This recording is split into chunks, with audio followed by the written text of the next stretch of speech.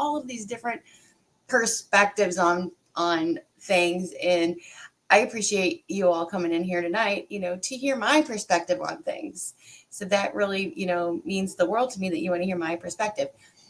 The thing about perspective is that it's not necessarily, you know, fact. It's a perspective.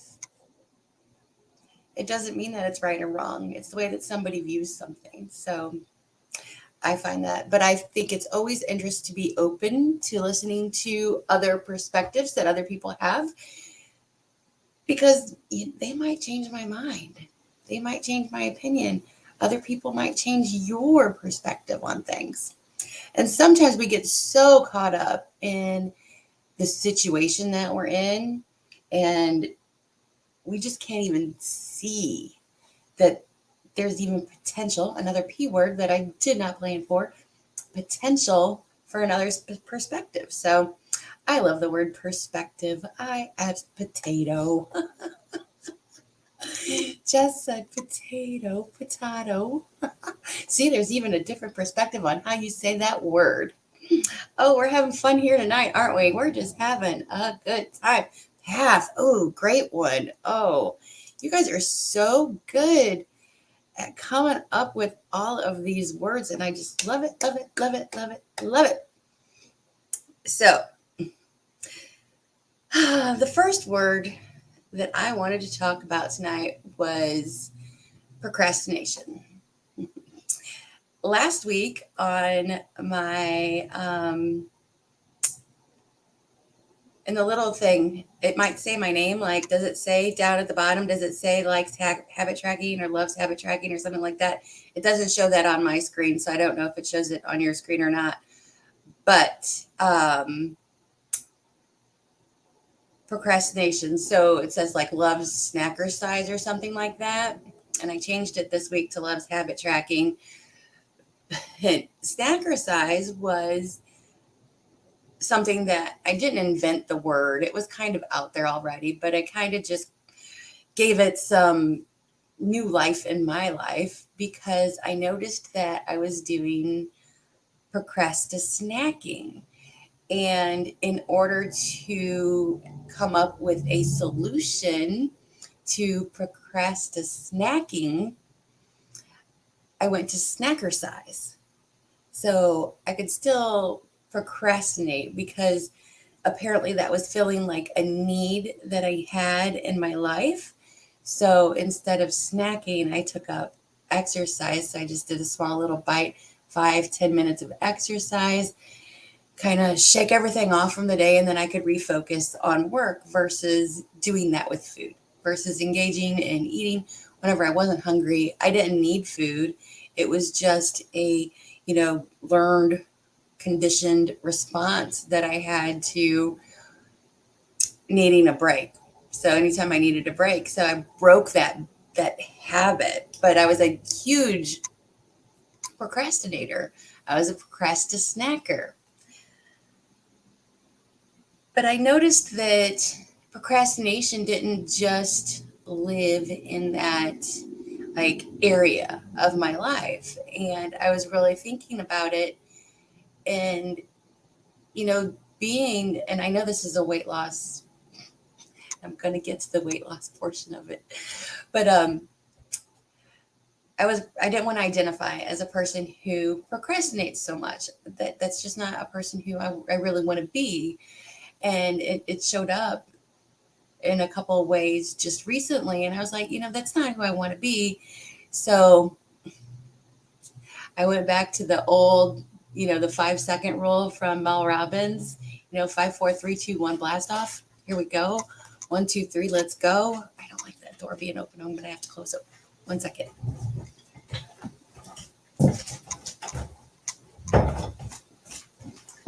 Sorry. So professional, I know. Professional, another P word. I didn't want to be the kind of person. That's not, who I want my identity to be is a procrastinator. So procrastinating for me can show up in many ways. It can show up in procrastinating my exercise. It can show up in planning my meals out. It can show up in the simple task of cutting up fruits and vegetables and prepping them. Not even, I don't have to go that far, but just prepping them and getting them ready. It's such an awesome thing whenever that's done. But oftentimes I can procrastinate doing that chore. I can procrastinate, doing my laundry. I can procrastinate so many things. But then it gives like this ripple effect. Whenever I procrastinate those things, then when it comes time to go do something else, well, XYZ is not ready. So it's hindering progress for me in different ways. And it does come back to weight loss because, like I said, with the fruits and vegetables, if I don't do laundry and I don't have the right stuff to wear, if I'm procrastinating my exercise, if I'm procrastinating, I don't, things I just don't want to do. I don't want to identify as that. So I was like, oh man, here's another way you're procrastinating. So there are a few ways in which I had allowed for procrastination, but then there was other ways that it was hindering me. So procrastination. My question to you is, how is procrastination showing up in your life, and how is procrastination hindering your weight loss results? If you have zero procrastination at all, you do not procrastinate and it is not hindering you in your weight loss, type in a green emoji. And if you do procrastinate, but don't want to share what you procrastinate exactly, type in a orange emoji in the comments. Let me know. Are you green and no procrastination, and orange and you procrastinate? I forgot which colors were which colors.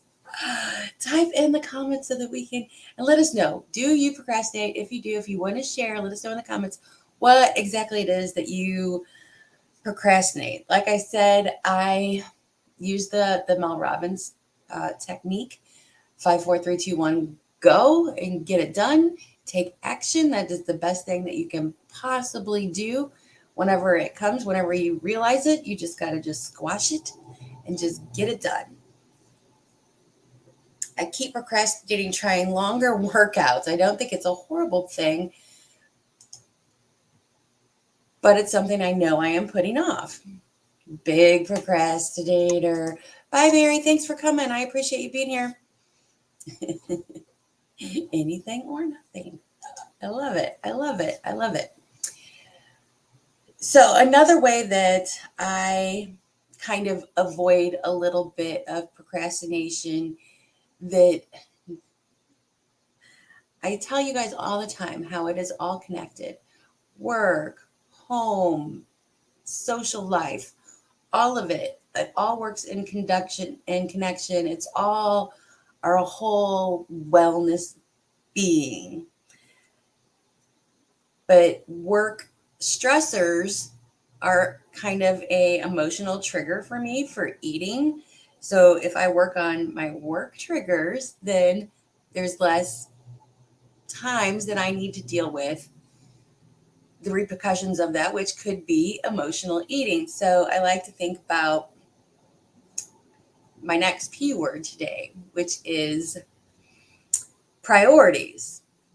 One thing that has really helped me out with my procrastination is my priorities, focusing on my priorities. Whenever I write my priorities down, back to the notebook from 2 weeks ago, whenever I put them in the notebook, what are my priorities for today? These are my work priorities.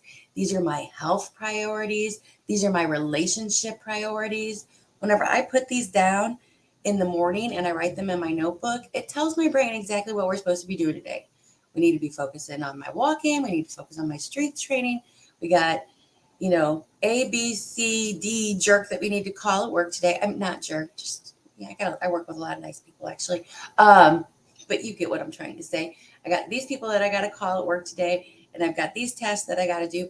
Whenever I put that down and I say, okay, these are my priorities, when I get them done, it's like such a wave of like relief and calmness and all of the things. It just feels so good versus before. What I was doing was I was procrastinating those tasks.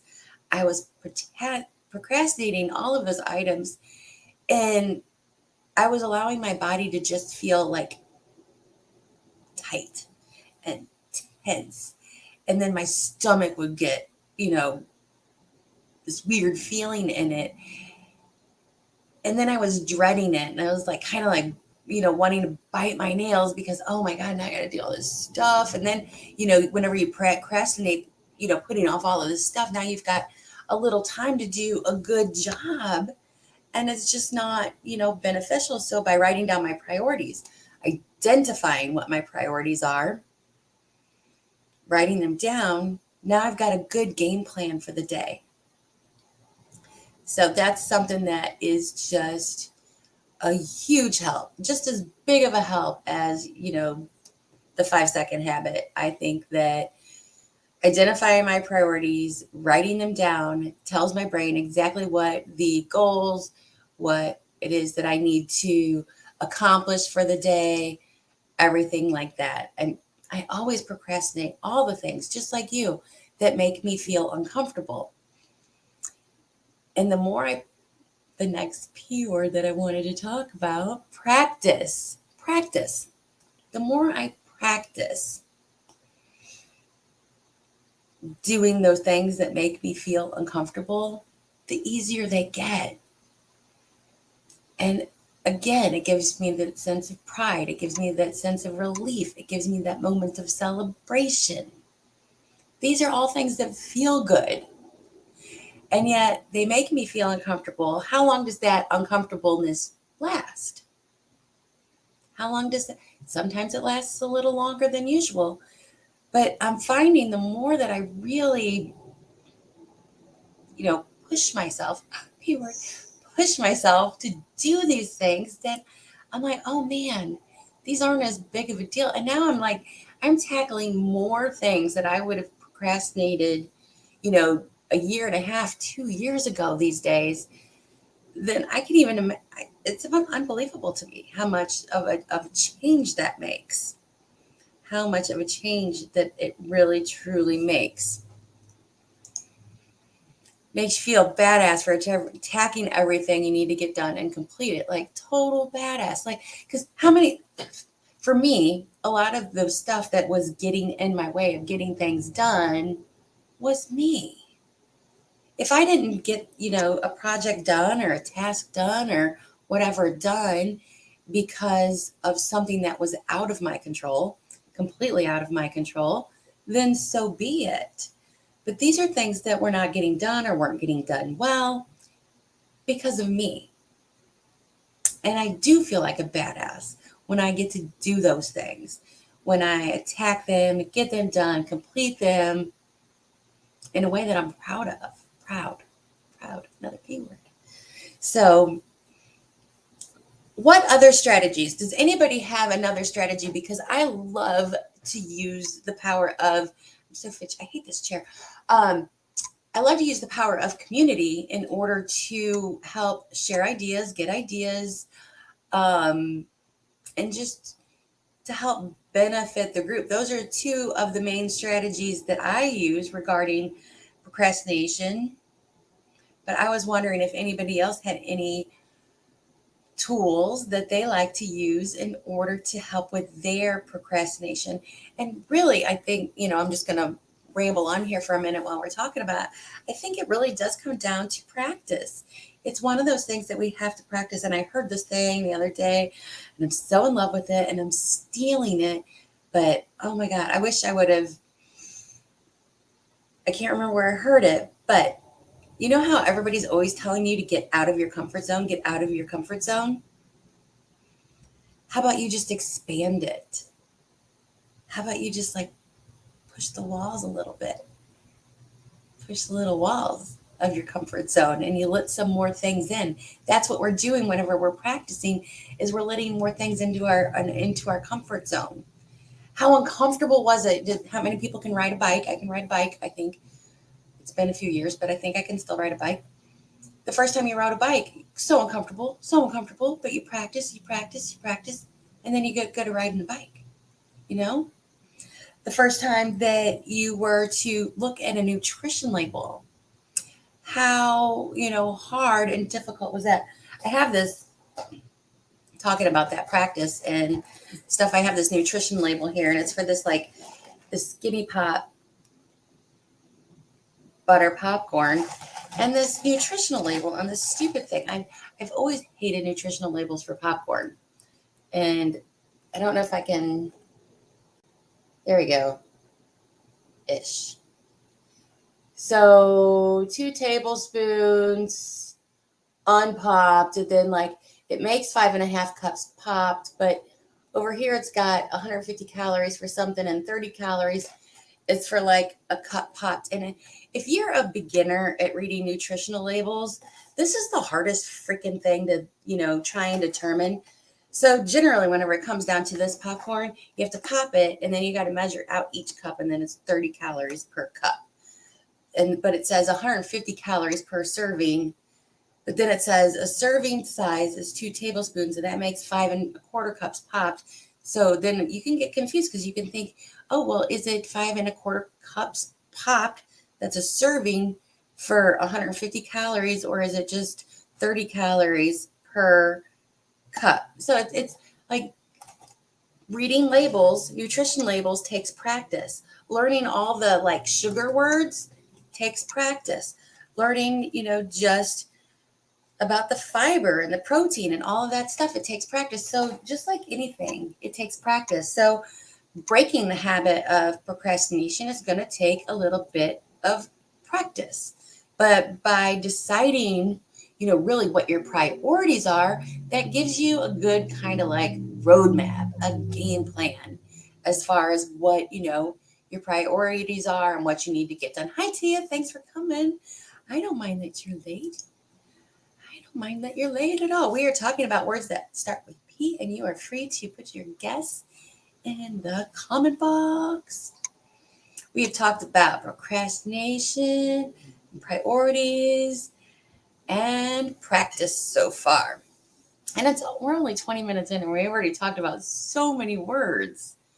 So many, many, many, many words. I'm going to take a drink of water.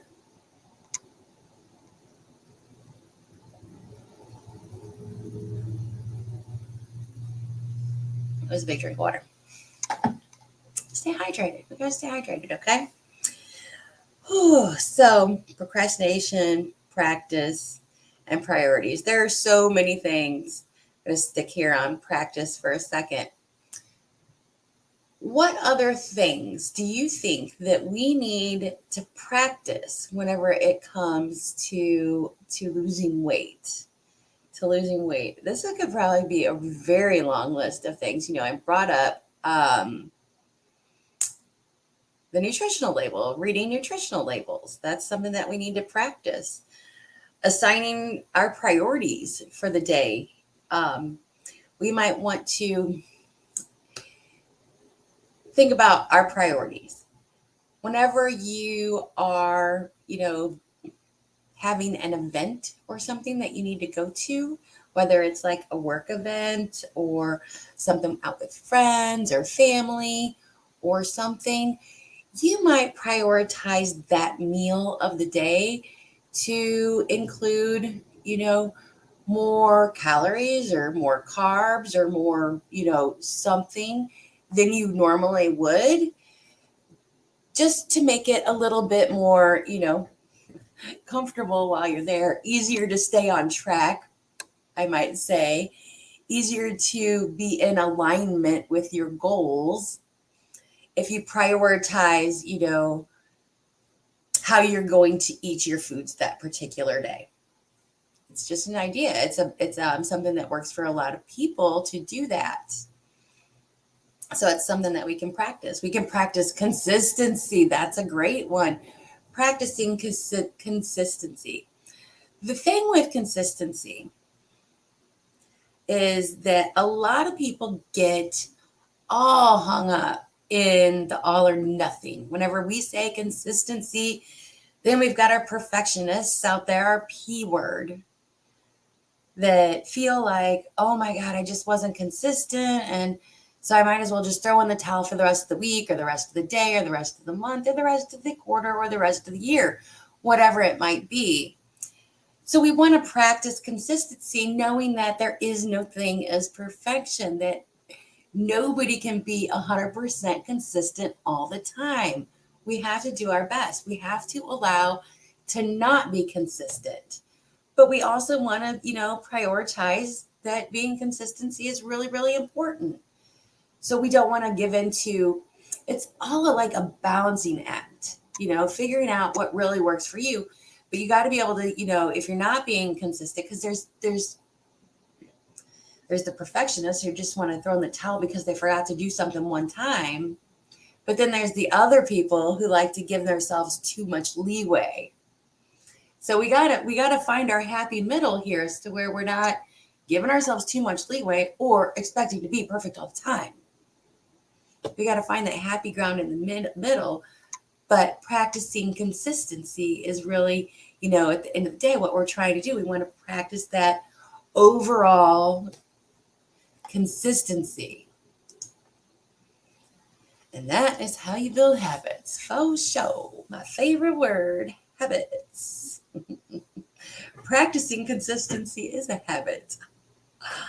Oh, man. Oh, people, my tribe. Oh, my gosh. What a good word. I love that. Why did I think of it? Oh. So, yes, consistently do your best. Consistently do your best.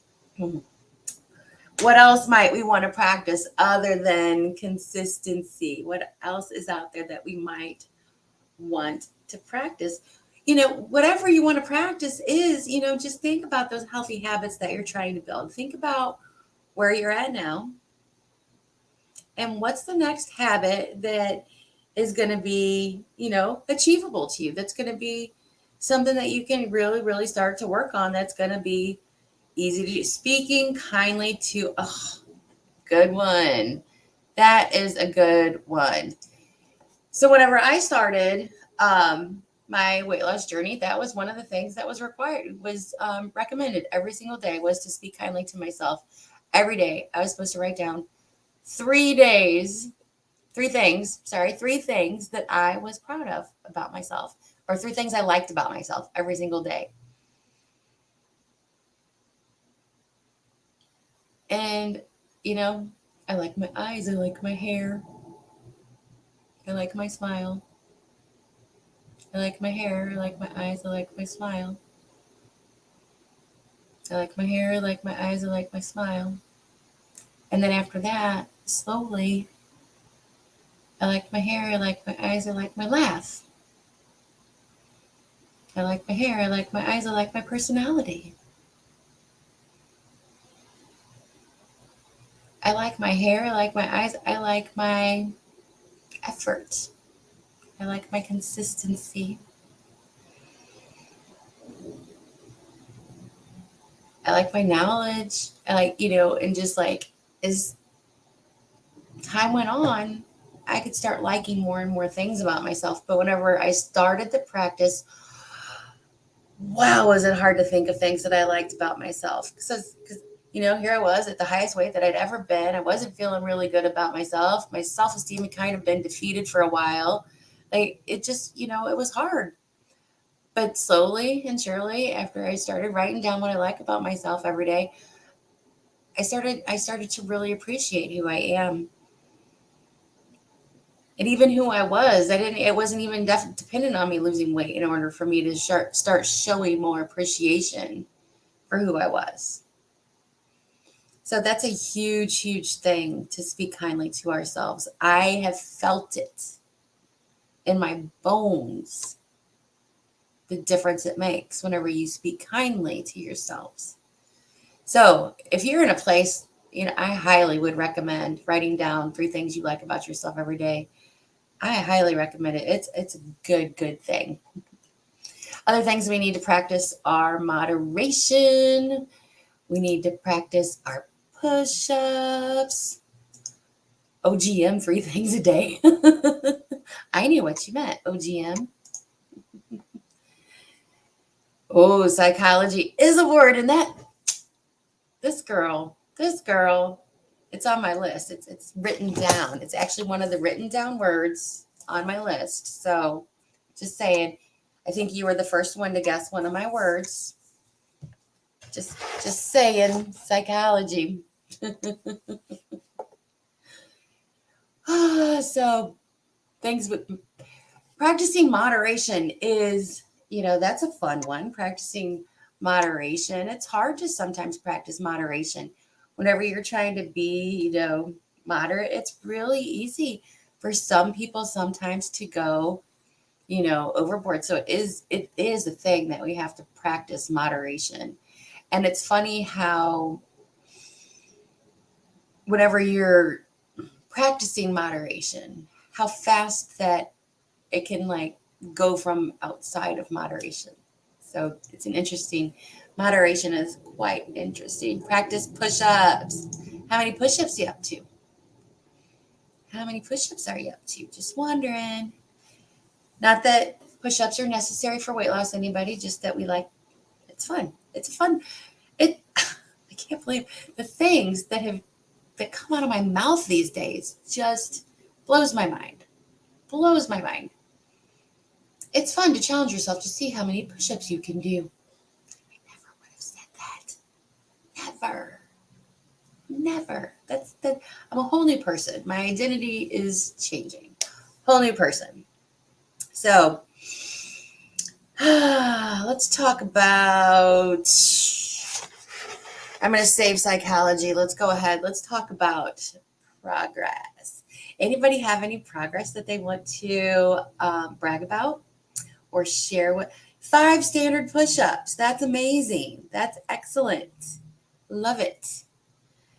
So anybody have any progress they want to brag about, share with the group so we can all like put like horns and emojis and say yay? Because I think that anytime that you get a chance to celebrate yourself is a great moment. We don't get enough chances to really, brag about ourselves. So I just want to give everybody the opportunity to say, I'm really proud of myself for whatever. And the reason that we want to celebrate those things is because it makes us feel good. And when we feel good about doing certain things, we want to keep doing them. It's very simple. When we feel good about our actions, we want to keep following, we want to keep doing those actions. So if we're proud of ourselves for doing meal prep for 5 days, we should celebrate that. We should get pats on the back. We should get hugs. We should get balloons and roses. Because, that's a big deal sometimes. Whatever it may be. Loki wants to be in the video today. He's down here, right there. Okay, so celebrate your progress. So what ways are there that we can make progress? And I'm going to give you guys 10 seconds to type in different ways to track your progress. 9, 8, 7, 6, 5, 4, 3, 2, 1. I'm wondering if there's like a huge like time delay, and that's why I'm not seeing any comments come through. Track our progress. Did I say truck? Check off the list. There we go. That's a good one. The scale. So yes, our weight. We can judge our progress by our weight, whether that's in our body or by the scale. We could also measure our body fat percentage. That's funny. We can track our progress by looking at our body measurements. We can take photos. We can judge our progress by the way that our clothes fit. So yesterday, speaking of, I got a little, side story. I wore some shorts. I was wearing a dress and I had these shorts on underneath the dress. And because I like to wear biker shorts underneath my dresses just because, I don't know. You guys know why I like to wear biker shorts under my dresses. Anyway, I thought that I was wearing this one pair, but then I was wearing this other pair. And I was like so excited because I remember like last summer, the band at the bottom of the biker short, whenever I would sit down, it would like be really tight and kind of like restricting. And I thought I was wearing the other ones because they were so comfortable. So I was pretty excited about that because my weight hasn't changed in that year, but my shape is changing because of the exercises that I'm doing. So that's, could be both, measurements, but also clothing fit. I don't like measurements personally myself because I don't know what I'm doing wrong with my measurements. I'm sure I'm going to like them at the end of the journey whenever I'm at like goal weight, but like from month to month to month, I just don't know that I necessarily know how to measure. So measurements, like, I don't know, but we can also just, I just get so just distracted with myself. Other ways that we can track our progress is our fitness performance, our energy levels, and our habit development. Habit development. Photos, the way we look in the mirror. Went down more pant sizes, but technically only lost 2 pounds on the scale. So it's a huge difference. So we know there's lots of ways that we can check our progress. So it can be very, very discouraging if we are only using one rate of measurement to track our progress. All progress isn't done on the scale. All progress is not done on the scale. There's so much progress that we can make with our consistency. That's not measured on the scale. That's measured by different things. If you are consistently exercising, that's providing you better health. And I think, I don't know, most people want better health unless you're just there for the weight loss and you don't care, you just want the number to go down, you don't care about your health, then you're a different person. But most people want to see their health. And if you're seeing, better consistency in your exercise, that's improving your health. So you've got progress. If you see more consistency in the foods that you're gravitating to eat, that's progress. There's so much ways that progress shows up that is not the number on the scale. There's a lot of mental and psychological things that are going on that, there's also progress there too. And since I talked about psychological, we're going to go ahead and we are going to dive into track how heavy you can lift or how many reps for sure. So we're going to talk about the psychology of it all. The psychology of weight loss. This is huge, huge, huge, huge, huge, huge, huge. Our brain is a wonderful, magical creature. And I was reminded of this earlier today, where your focus goes, your energy goes. But your brain, where your focus goes, your energy goes. That's a lot to do with it. So this morning, actually, I was on my way back from walking a dog, coming back home to go to work, and I was ahead of schedule. Yes. So I still had some of my morning tasks that I had to do, and one of them was my morning meditation. And I thought, I'm ahead of schedule. Oh my God, I would just love to go meditate in the park. I love to meditate in the park. It's just a more peaceful experience. There's less distractions, things like that. But it was like I just got triggered by seeing the park, and I was like, oh. So that was like kind of a conditioned response for me. And we can have all kinds of conditioned responses. Whenever I was a young child, anytime that we would go to the doctor or the psychologist, we would afterwards get to go to McDonald's or Steak and Shake and get a vanilla shake, because I love vanilla shakes. Conditioned response. I still, to this day, crave a vanilla shake after I go to the doctor. Conditioned response. It was something that I learned way back when I was a kid, and my brain still gets triggered when I go to the doctor. It's a conditioned response. There's all kinds of conditioned responses. So this is one of the reasons why I really suggest writing down what it is you're eating, when you're eating it, why you're eating it, how you're feeling, so that we can notice different things that are triggering us.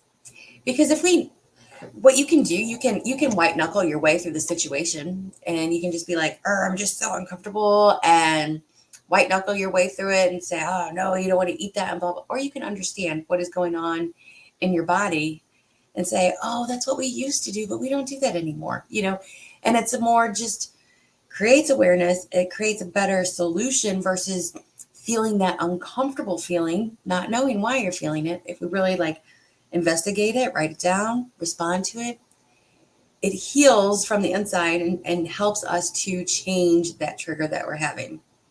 So there's conditional responses, habitual eating patterns. So maybe every time you walk past a certain spot, you feel like there's an urge to eat. Maybe there was, something there that was, triggering that in the past. There's habitual eating patterns. Some people, every time they go to the certain restaurant, they have to eat a certain thing. Some people, whenever they go on a road trip, they have to eat this, this, and this. Some people, everybody's different. Habitual eating patterns. But if we're writing them down, then we're more likely to be able to pick up and see what those patterns are, find out, is this the pattern I want to keep, or is this the pattern I want to lose? Because some patterns are fine. There's nothing wrong with habit eating as long as you can work it into your lifestyle and it's not hindering your progress. But for a lot of people, they don't notice that they have these habitual eating patterns, and it is hindering their weight loss process. So thinking about that. Emotional regulation is another one of those psychology things that's me, emotional regulation. So I did not necessarily have the best way of dealing with my emotions. And Kat is coming. No. With my emotions. So that would kind of cause me to go into freeze mode a lot, and I wasn't able to make decisions because no, you've got to go. Can't be on my desk. Emotional regulation. So because I didn't have good tools in order to regulate my emotions, I was getting into freeze mode and I wasn't able to make good decisions. So off I had to go on to a side quest, and I had to learn how to regulate my emotions. I had to learn how to pause. I had to learn how to breathe. I've had to learn how to speak up to myself. So all of these ways are things that I've had to, different things I've needed to learn in order to lose weight and know that once I get the weight off, it's not going to be a struggle to keep the weight off because I've learned all of these tools for success. Now, when you're looking at the number on the scale, when we're looking at those progress and we're trying to measure my weight loss success, you see the number on the scale, but you don't see the success that I've had in learning how to regulate my emotions. You don't see the success that I've done in my conditioned responses. You don't see the success I've had in changing habits regarding my eating patterns. But I'm successful in all of those things. I'm successful in all of those things. And maybe you are too. And we want to celebrate it. But whenever we're on a weight loss journey, everybody's like, oh, what was your start weight? And what do you weigh now? Well, are you in a success? It's not all about the number on the scale. It's bigger than that. And maybe I just want to, promote that because, that's my personal story. But I believe it to be true. I believe it to be true. You don't have to believe it to be true, but I do.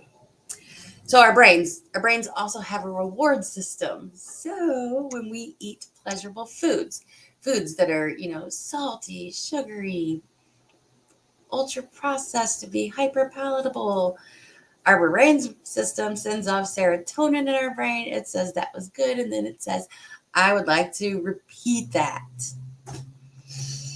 Our brain's reward system is automatically kind of wired to do things. So there's that. And then there is one thing that our brain does that I absolutely love. Exercise motivation. There are people, I was never one of them. I'm becoming a person who, when I'm upset, I want to go for a walk. Whenever I'm upset, I want to, do some deep stretches, exercise. There are some people who, whenever they look out the window and they see that it's a beautiful day outside, all they want to do is strap on their shoes and go for a run. All they want to do is get their friends together and go out and play a sport. Exercise motivation. I was never one of those people, but I'm becoming one of those people. And it's crazy how you can have this trigger, because I always talk about triggers in such a negative way. I talk about triggers, food triggers and feeling triggers and, negative triggers, but there's so many positive triggers out there. It's kind of what I was talking about with the park earlier today. It was a positive trigger. It triggered me to do something that was really good and beneficial for myself. Whenever it's a bright sunny day outside and it's nice out and it's not too humid and it's not too hot and it's like that perfect day, I want to go out walking for a very long time and I just get lost in my thoughts and my feelings and everything out on a walk, but I'm getting exercise in. That positive exercise motivation. That's another thing that we can do. Positive motivation and triggers can be all kinds of things. It can be just seeing somebody here on YouTube and they remind you that, oh yeah, I bought that food in the fridge that I need to cut up. It can be so many things. Oh, thank you for saying that. Success is also based on perspective. It sure is. I'm always a person, I will say, I try something new, but rarely do. We can expand our comfort zone. Try something new, expand it. You don't have to get out of it, just expand it.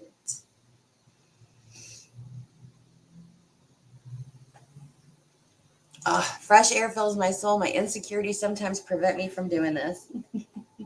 I feel ya. I feel ya. So many people feel that way. So many people feel that way. But everybody else is worried about themselves. That's the thing. And you just got to keep telling yourself, everybody else is only worried about themselves. Everybody else is only worried about themselves. And get out there and do it. Just get out there and do it.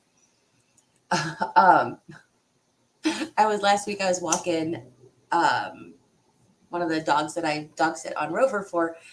And this girl, she was walking and she had on a weighted vest. And it looked like it had like probably 15, 20 pounds in it.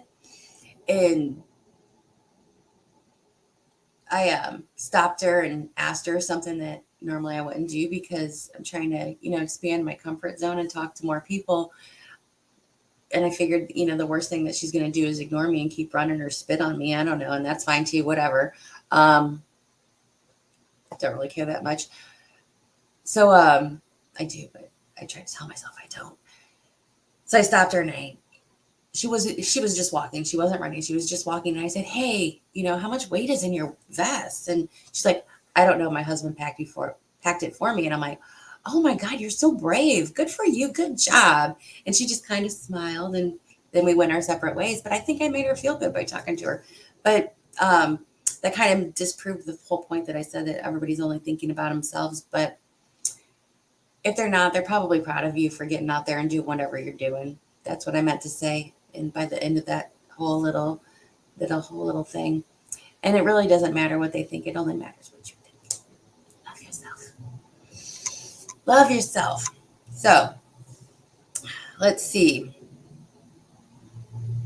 Ooh. Oh, I already talked about that. Reward-based eating. Okay. So physical activity. Why didn't you guess that as your word? Mm-hmm.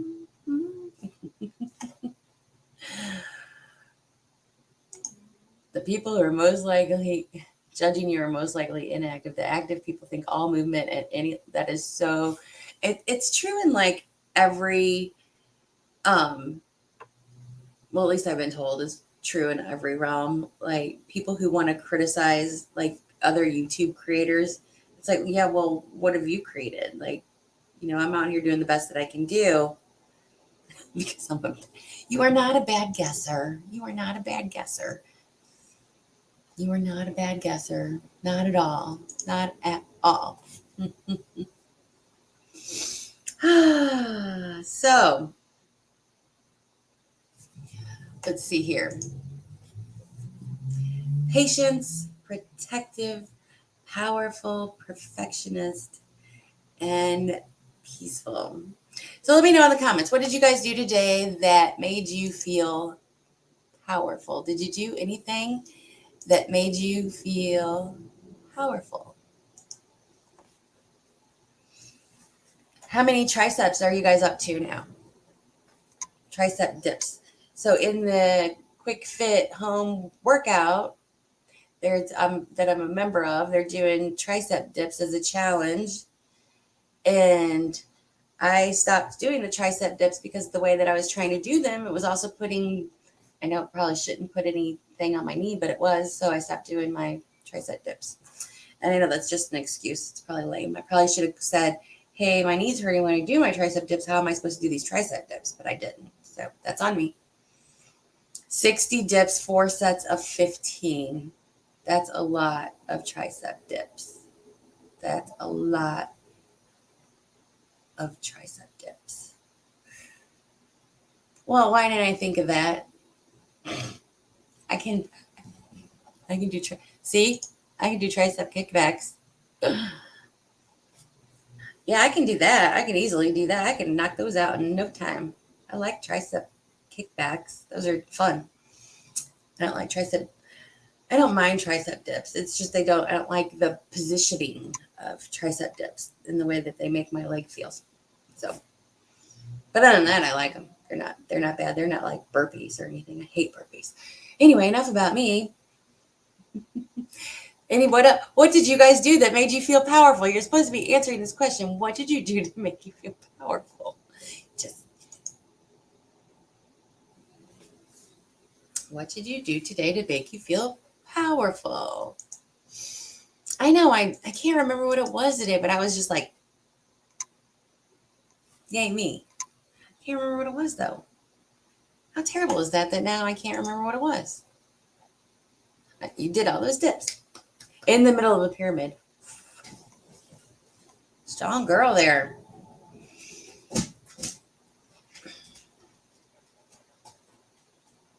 Cheryl, I'm gonna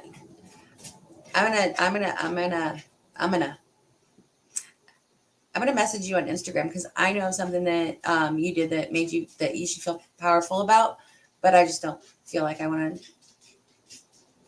record it anyway. But I do think that there's something that you did that you should feel powerful today. Peaceful. How are you going to go to bed feeling peaceful tonight?